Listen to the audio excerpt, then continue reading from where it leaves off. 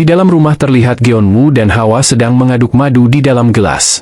Setelah cukup diaduk tiba-tiba keluar cahaya keemasan sehingga membuat mata semua orang tampak menyilaukan sesaat. Kemudian mereka pun meminum minuman madu tersebut. Alhasil membuat setiap orang merasakan surga setelah meminum minuman madu tersebut. Aku kira ada apa karena Hawa kita merengek, ternyata teh madu lebah batu ini sangat enak. Kata ibu memuji Hawa. Hawa pun dengan membusung dadanya dengan senang berkata Hawa. Geonwoo, haruskah kita meminumnya satu gelas lagi? Kata ayah dengan tatapan kecanduan akan rasa minuman teh madu. Ini sudah ketiga kalinya, cukup. Tegas Geonwoo menolak permintaan ayah. Hawa terlihat memasang muka sedih, membawa cangkir kosong di tangan Mia dan mendekati Geonwoo. Hawa, kamu ini. Cukup menggoda diriku dengan ekspresimu seperti itu. Padahal ada sebanyak itu, satu gelas saja. Desak ayah. Ini bukan punya kita dan ini sudah disegel. Kalau dibuka akan rusak. Kata Geonwoo yang mencoba melindungi sisa madu yang ada. Aku tidak pernah ingat membesarkan kau dengan sifat pelit begini. Katamu mau berbakti. Kata ayah dengan kesalnya. Meski ayah bilang begitu sih tetap tidak boleh. Geonwoo pun memeluk semua madu yang tersisa dan mencoba mencari tempat untuk disimpan. Sangat berbahaya kalau sudah kecanduan. Terlihat ayah masih kesel dan Hawa hanya bisa mengemut sendok pengaduk bekas teh madu. Tring, SMS masuk. Pesan dari Knight. Bisakah aku datang ke rumah? Ya, tidak apa-apa. Balas Geonwoo dan tak sampai 10 detik bel rumah pun berbunyi. Teng tong. Ibu pun membuka pintu dan ternyata Yuna dan Knight. Baru saja dibales dan orangnya sudah datang. Baik, jadi ada urusan apa? Tanya Geonwoo. Ohoho, Geonwoo ada tamu, kamu harus memberikan mereka teh dulu kan? Sekaligus buat kita juga. Kata ayah dengan liciknya. Apakah ayah harus seperti ini? Kata Geonwoo dengan canggung dan melanjutkan. Baiklah, haruskah aku minta tolong ke Hawa? Kamu sudah lihat apa yang aku lakukan tadi kan Hawa? Terlihat Hawa yang sedang menuangkan teh madu ke setiap cangkir dengan senangnya. Tak lama minuman pun telah terisi semua dan Hawa pun membawa semuanya menuju meja tamu dengan badan tegang dan muka merah menahan beratnya minuman tersebut. Membuat Yuna tampak cemas melihatnya. Dan Hawa pun mengambil sebuah tongkat dan Hawa pun dengan semangatnya mengaduk-aduk teh madu tersebut dengan senangnya hingga membuat minumannya bertumpahan. Geonwoo pun mengelap meja tersebut dan mempersilakan untuk diminum dan meminta maaf karena minumannya sedikit tumpah. Dan Hawa pun tampak kelelahan setelah membuat teh madunya. Knight pun akan meminumnya tapi Yuna masih dalam keadaan terpesona karena keimutan Hawa apalagi ketika Geonwoo dan Hawa bersulang sebelum meminum teh madunya membuat Yuna iri dan ingin bersulang dengan Hawa. Knight pun mengingatkan Yuna dan Yuna tersadar dan ia pun akan meminum teh madunya. Ketika mereka meminum teh madu tanpa mereka sadari mereka menghabiskan semuanya dan muncul sensasi yang menyenangkan. Bapak Geonwoo apa ini? Oh, teh madu, jawab Knight dengan datar. Beberapa saat kemudian suasana menjadi canggung. Yang mana Yuna dan Knight terus memegangi cangkir mereka dan terus menatap cangkir kosong tersebut. Membuat Geonwoo dan Hawa bertanya-tanya. Akhirnya Geonwoo menawarkan satu gelas lagi teh madunya. Membuat kedua tamu senang dan semua orang ikut senang mendapatkan satu gelas lagi minuman teh madu. Kemudian setelah menghabiskan minuman mereka, Geonwoo pun menanyakan maksud kedatangan mereka. Knight bingung mau bicara apa. Sedangkan Yuna hanya terdiam ingin mengatakan sesuatu tapi hanya terdengar suara kecil menyebut nama Hawa. Melihat itu Geonwoo tersadar. Geonwoo menyuruh Hawa untuk bermain bersama Yuna di luar sementara Geonwoo akan melakukan bisnis. Yuna pun langsung senang mendengarnya. Hawa pun mengajak Yuna bermain bersama sapi. Terima kasih Pak Geonwoo cepat mengerti. Soalnya Nona tiba-tiba ingin bertemu Nona Hawa. Jelas Knight merasa lega. Tidak apa-apa saya beneran ingin bicarakan bisnis. Jawab Geonwoo dengan senyum secengesannya dan melanjutkan berkata saya akan menunjukkan satu hal ke Anda. Waktu pun cepat berlalu. Setelah Yuna bermain dengan Hawa sampai puas, mereka pun pulang. Terlihat di dalam mobil Yuna sangat puas dan senang. Pak Geonwoo mengatakan jika Nona ingin bertemu Hawa langsung saja tidak perlu datang ketika ada bisnis, kata Knight. Kalau begitu besok kita ke sana lagi. Jawab langsung Yuna dengan ekspresi senangnya. Tapi ditolak Knight karena besok sibuk sehingga Yuna kesel dan kecewa. Yuna pun melihat sesuatu dan bertanya ke Knight apa itu. Itu barang yang akan membuat Nona bahagia. Jawab Knight dengan tersenyum dan menyerahkan bungkusan itu ke Yuna. Cih, barang apa yang bisa buat aku bahagia setelah aku sangat bahagia bermain bersama Hawa? Kata Yuna yang meremehkan.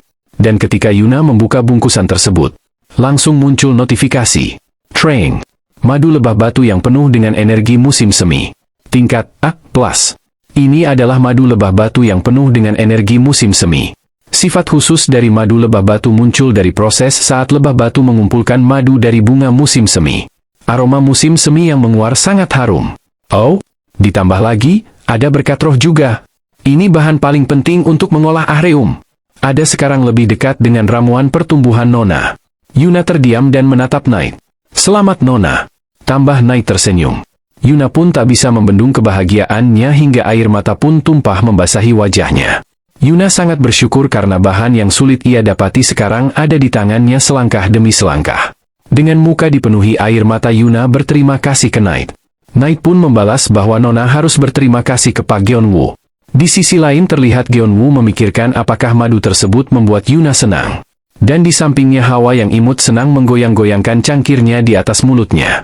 Hawa menunggu setetes terakhir teh madu yang lezat. Hawa, sangat bahaya kalau kamu lari-lari. Baiklah, coba Hawa periksa. Hawa, Street. Di sini kita diperlihatkan Hawa yang sedang membuka dan melihat sesuatu, entah apa yang Hawa lihat. Tapi Hawa terlihat senang dan Gyeonwoo di belakang sedang mengawasi Hawa. Melihat kelakuan Hawa yang begitu antusias dan ceria, Gyeonwoo pun dengan senyuman ia bertanya bagaimana kondisi bawang putih, Bu Guru Hawa. Tentu, jawaban Hawa akan selalu ceria dan bahagia berkata Hawa. Namun terlihat Hawa yang berpikir sesuatu dengan keras sambil menyilangkan kedua tangannya di depan dadanya. Kemudian Hawa pun berkata dengan muka suram dan menghela nafas ia berkata, Hawa. Mendengar itu Gyeon kaget dan bertanya, jadi kondisinya buruk? Apa maksudmu jangan syok? Tapi itu bohong Baah. Terlihat Hawa dengan senangnya mengangkat jempolnya ke arah Gyeonwoo dan berkata Hawat. Gyeonwoo menghela nafas lega karena ternyata Hawa hanya ngeprang dirinya. Gara-gara nonton sinetron dengan nenek, kemampuan aktingmu bertambah, ya? Ya, Hawa hanya berkata malu dengan cerianya, Hawa Wang. Ternyata selama beberapa hari ini Hawa sering nonton sinetron guys. Terlihat ibu dan Hawa dengan emosinya menonton sinetron tersebut. Gyeonwoo pun memuji akting Hawa yang mana jika Hawa menjadi aktris pasti ia akan menerima penghargaan peran utama wanita terbaik. Kalau begitu kamu harus semangat belajar agar bisa menyebutkan nama keluargamu dengan benar saat itu, dong. Kata Gyeonwoo yang mengajak Hawa bersemangat belajar bicara kembali. Seakan terkena serangan petir di siang bolong, Hawa kaget bukan main mendengar perkataan Gyeonwoo. Hawat! Teriak Hawa. Tak lama Hawa pun bersemangat untuk belajar. Melihat Hawa memiliki tekad belajar yang membara, Gyeonwoo pun mengelus-elus kepala Hawa dan berkata iya. Semangatlah Hawaku yang imut. Dikarenakan Gyeonwoo dan Hawa telah selesai mengecek bawang putih, mereka berdua pun memutuskan untuk memasuki dungeon tanah persawahan. Ketika Gyeonwoo dan Hawa memasuki dungeon mereka melihat El dan kelinci sedang belajar. Terlihat kelinci bertanduk dengan muka kerasnya belajar huruf di tangannya. Melihat Gyeonwoo datang, El dan kelinci bertanduk pun menyambut Gyeonwoo dan Hawa dengan senyuman ceria. Tentu Hawa pasti akan membalas salam mereka dengan senang, ia berkata Hawa. Kemudian El pun menjelaskan kondisi dungeon, yang mana karena fungsi baru dungeon tanah persawahan, lebah batu bekerja lebih keras. Terakhir kali setelah Gyeonwoo mendapatkan madu lebah batu, ada perubahan besar di dungeon tanah persawahan. Dungeon tanah persawahan menjadi lebih luas 2 kali lipat setelah kejadian tersebut. Dan sarang batu yang terlihat besar sekarang tampak kecil karena jarak pandang menjadi lebih jauh. Dan satu lagi perubahan besar. Munculnya celah dimensi di salah satu sisi dungeon tanah persawahan. Ketika Gyeon pertama kali tahu muncul celah dimensi dungeon tanah persawahan, Gyeonwoo sangat kaget dan cemas, karena celah dimensi tersebut akan diarahkan ke dungeon-dungeon lainnya secara acak sehari sekali. Yang membuat Gyeonwoo cemas adalah monster, ia takut monster-monster akan datang ke dungeon tanah persawahan. Namun El menenangkan Gyeonwoo, karena entitas yang bisa masuk ke dungeon tanah persawahan ini ditentukan oleh El, tanpa izin El mereka tidak akan bisa masuk dan akan El tendang secara kasar. Dan High Pass Dungeon hanya bisa digunakan oleh entitas yang diizinkan oleh Lertani Roh, yaitu Gyeonwoo. Mendengar penjelasan El membuat Gyeonwoo bersyukur. Tapi ia bingung untuk menggunakan High Pass Dungeon tersebut. Gyeonwoo yang merupakan bukan manusia super tipe menyerang mana berani masuk ke dalam dungeon yang berbahaya banyak monsternya. Karena cemas akan hal itu, Gyeonwoo pun menyuruh lebah batu untuk mengeceknya. Meski mereka sekarang menjadi lebah peternakan, tapi pada akhirnya lebah batu adalah monster. Dan mungkin karena hal itulah yang membuat lebah batu sering memasuki dungeon untuk mengumpulkan madu stabil. Melihat itu, Geonwoo menjadi senang. Di sisi Geonwoo terlihat L yang ingin mengatakan sesuatu ke Geonwoo. Ia seperti ingin mengingatkan sesuatu. Tidak lama, Geonwoo pun teringat.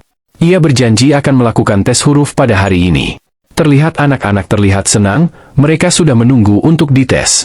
Geonwoo pun cukup bingung melihat kelakuan mereka. Baru kali ini Geonwoo melihat anak-anak yang sangat senangnya untuk belajar. Dan mereka pun memulai tes hurufnya secara perdana. Mereka semua tampak sangat serius melakukan tes huruf hari ini. Tes huruf hari ini adalah menulis huruf A sampai Z.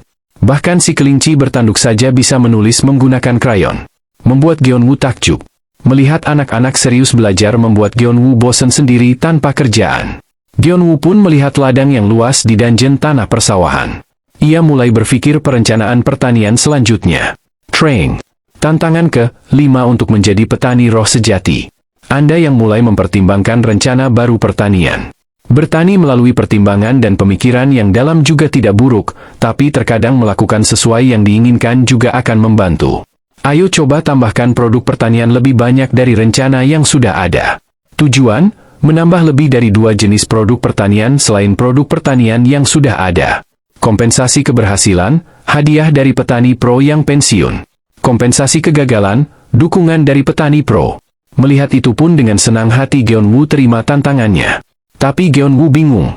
Petani pro yang pensiun sangat ramah. Namun koki terhebat yang dilupakan sedikit menakutkan. Geonwoo terlihat pusing memikirkan produk apa yang harus ditanam. Tak lama Hawa mengangkat satu tangannya dan berkata ke Geonwoo dengan ceria, "Hawa." Ternyata anak-anak sudah menyelesaikan semua tugasnya. Mereka tampak sangat senang dan bangga akan keberhasilan mereka. Akhirnya Geonwoo pun memeriksa hasil tulisan mereka satu persatu. Dan anak-anak tampak tegang menunggu hasil penilaian tugas mereka. Selesai melihat hasil yang dikerjakan semua anak-anak, membuat Geonwoo hanya bisa menghela nafas lesu. Sehingga anak-anak pun tampak tegang dan cemas. Kemudian Geonwoo pun memeluk mereka sehingga mereka pun kaget dan Geonwoo berkata, "Kalian semua mendapatkan nilai sempurna." El dan Hawa pun protes ke Geon karena membuat mereka menjadi tegang dan cemas hingga membuat mereka kaget. Geonwoo pun menanggapinya dengan ketawa dan berkata hanya bercanda. Geonwoo sangat senang, ia bisa membesarkan anak-anak dengan sempurna. Tapi, kemudian Geonwoo murung. Ia murung dengan fakta bahwa ia yang belum menikah tapi kenapa malah ia membesarkan anak-anak. Tentu, melihat tampang muka Geonwoo yang tiba-tiba seperti itu membuat Hawa, El, dan kelinci bertandung bingung. Malam harinya di restoran Jung Soo Chen, terlihat pelanggan tetap ramai mengantri. Jung Soo Chen di dalam restoran sedang menyambut kembali kedua manusia super. Tak hanya mereka berdua yang datang, tapi mereka berdua mengajak kedua putra-putri kembar mereka. Melihat itu membuat Jung Soo Chen cukup kaget karena kedua anak manusia super ini ternyata menjadi topik hangat baru-baru ini. Si anak perempuan pengendali roh api bernama Park Hye-ran dan si laki-laki pengendali roh es bernama Park Hye-jun. Melihat kedua anak muda ini membuat kagum Jung Soo Chen. Tentu saja pujian koki kita membuat anak perempuan merasa senang dan bangga. Dan si anak laki-laki menyuruh perempuan itu untuk rendah hati. Ya, tentu akhirnya mereka ribut. Seperti ayah dan ibunya yang suka bertengkar. Anak-anaknya juga suka bertengkar. Yang satu dikatai babi api, yang satu dikatai tikus es. Jung Soo Chen pun mempersilakan mereka duduk dan akan menyiapkan menu baru mereka hari ini. Melihat menu di daftar menu membuat manusia super wanita bingung. Kedua menu baru bernama Godaan Iblis dan Godaan Malaikat. Yang mana godaan malaikat adalah teh madu hangat. Dan godaan iblis adalah es krim. "Saya mau godaan iblis," kata Park Hye-ran. Dan Park Hye-jun pilih yang godaan malaikat. Manusia super pria pun memilih godaan iblis dan istrinya godaan malaikat. Mendengar ini si istri marah karena suaminya seenaknya menentukan pilihannya. Mereka pun berdebat. Park Hye-ran pun menenamkan ibunya agar tidak bertengkar dengan ayahnya. Namun si Park Hye-jun malah sewot dengan tindakan Park Hye-jun mengganggu kemesraan ayah ibunya. Ya, mereka bertengkar kembali. Ayah tampak marah melihat anaknya bertengkar, tapi ibu malah ingin mengajaknya bertengkar. Melihat kelakuan keluarga ini membuat Jung Soo Chen hanya bisa tersenyum paksa. Beberapa saat kemudian terlihat piring yang baru saja dihidangkan habis dimakan. Keluarga ini mereka senang dan bahagia memakan masakan Jung Soo Chen. Kemudian hidangan pun datang, membuat semua orang mengalihkan perhatiannya ke Jung Soo Chen. Jung Soo Chen membawa makanan penutup. Melihat itu membuat semua orang tercengang. Aroma yang luar biasa keluar dari teh madu membuat Park Ye-ran terkejut sehingga ia ingin mencicipinya. Tentu saja Park Ye-jun tidak akan memberinya. Ia pun meminum teh madu hangat tersebut. Terdengar suara gluk-gluk-gluk dari tenggorokan Park Ye-jun yang meminum teh madunya dan membuatnya sangat bahagia. Melihat itu Park Ye-ran cemberut dan ia kecewa kenapa tidak memesan itu juga. Ayah pun menasehati putrinya bahwa es krim ini juga pasti enak seperti teh madu dan ayah pun mencoba es krimnya. Kemudian ayah tampak terdiam berkata jika Ye-ran tidak mau memakannya, berikan ke ayah, sayang jika tersisa. Ye-ran pun terkejut karena es krim ayahnya sudah habis. Dan ayah pun melanjutkan berkata jika kamu memberikan kepada ayah akan memberikan apa yang kamu inginkan. Cap kobaran api. Mendengar itu membuat Ye-ran kaget dan senang. Namun dia pun tersadar ada yang tidak beres. Harga semahal itu tapi ayahnya akan membelikan begitu saja. Ayah hanya bisa ngeles karena itu demi putri tercintanya.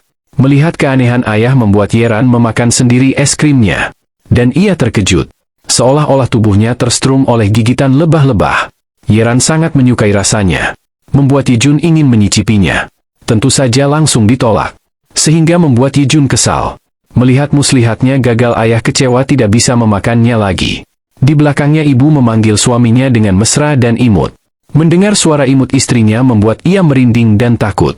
Dengan aura menakutnya ibu berkata, kita bicara perlahan-lahan. Uang yang membuatmu bisa membeli barang semahal itu, datang dari mana?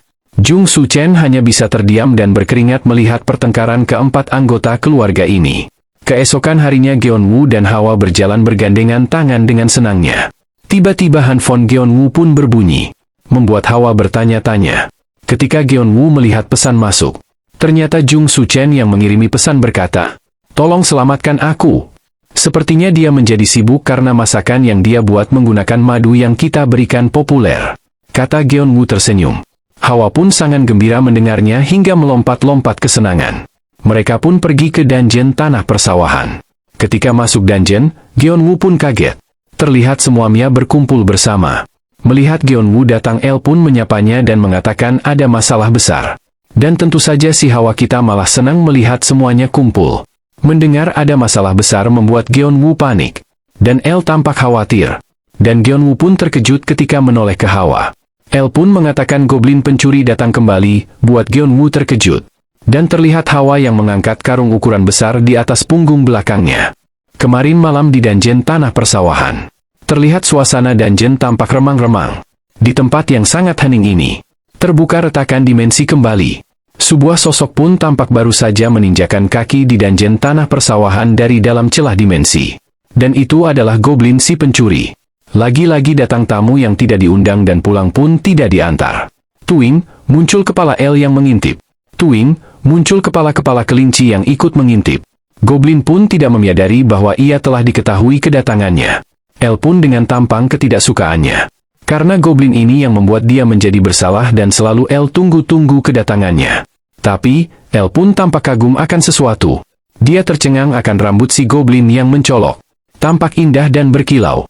El pun membuat rencana bersama mereka semua. Mereka pun sepakati akan rencana tersebut. Whoosh! Tiba-tiba angin dan kabut mendatangi goblin sehingga membuat jantung goblin berdetak cepat. Dan semakin banyak angin yang berdatangan bahkan kabut pun mulai tebal sehingga membuat goblin ketakutan. Melihat itu semua, goblin pun menggertakkan giginya. Tak lama bunyi ketukan di belakang goblin. Membuat goblin terkejut ketakutan hingga menangis. Terdengar suara ketawa menyeramkan membuat goblin gemetar ketakutan. Dan saat goblin menoleh ke belakang, Street, terlihat sosok yang menakutkan melayang dan berkata, keluarlah dari sini. Sontak membuat goblin menjerit ketakutan hingga menangis. Goblin pun kabur hingga ia melempar karung yang ia punya. Dan menghilang ke dalam celah dimensi. Melihat itu semuanya pun menjadi senang. Rencana mereka mengusir goblin pencuri berhasil. El pun akhirnya selesai menjelaskan apa yang terjadi. Geon-woo memuji El atas rencananya yang berhasil. El pun sangat senang dan berkata ia tidak akan melakukan kesalahan untuk kedua kalinya lagi. Akhirnya Geon-woo fokus melihat karung yang diangkat oleh Hawa. Karung yang ditinggalkan goblin. El mengatakan bungkusan ini tidak bisa dibuka sama sekali. Dan Geon-woo pun mencobanya.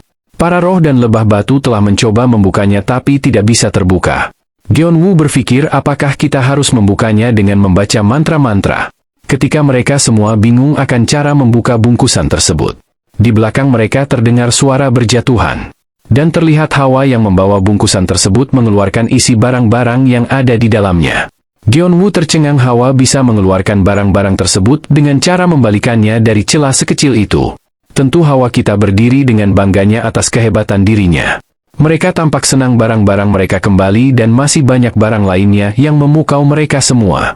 Semua harta goblin emas yang hanya bisa didengar di cerita-cerita di kota bertumpukan di depan mata mereka. Gyeonwoo sangat senang. Ia sangat senang bukan hanya hartanya tapi karena anak-anak sangat jenius.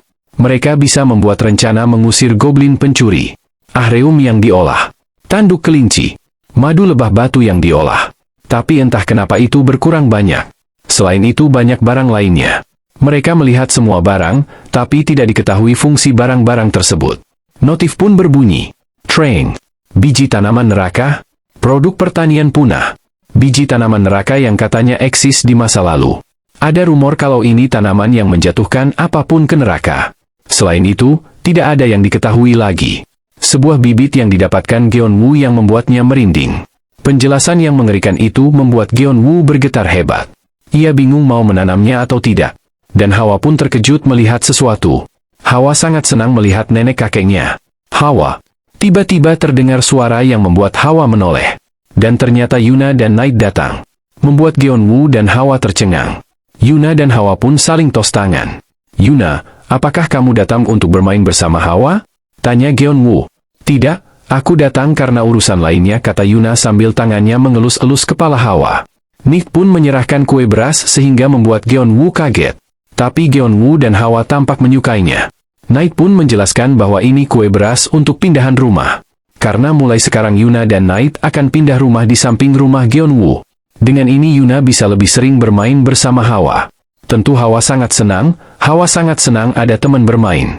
Yuna dan Hawa pun terlihat senang dan bahagia. Halo teman-teman channel Manhwa, MFA dukungan dan support dari kalian adalah suatu kehormatan bagi saya untuk tetap semangat membuat channel ini makin maju. Subscribe, like, dan komentar kalian sangat saya nantikan. Semoga Anda dan keluarga kalian selalu diberikan kesehatan lahir dan batin. Sampai jumpa di video saya selanjutnya. Bye-bye.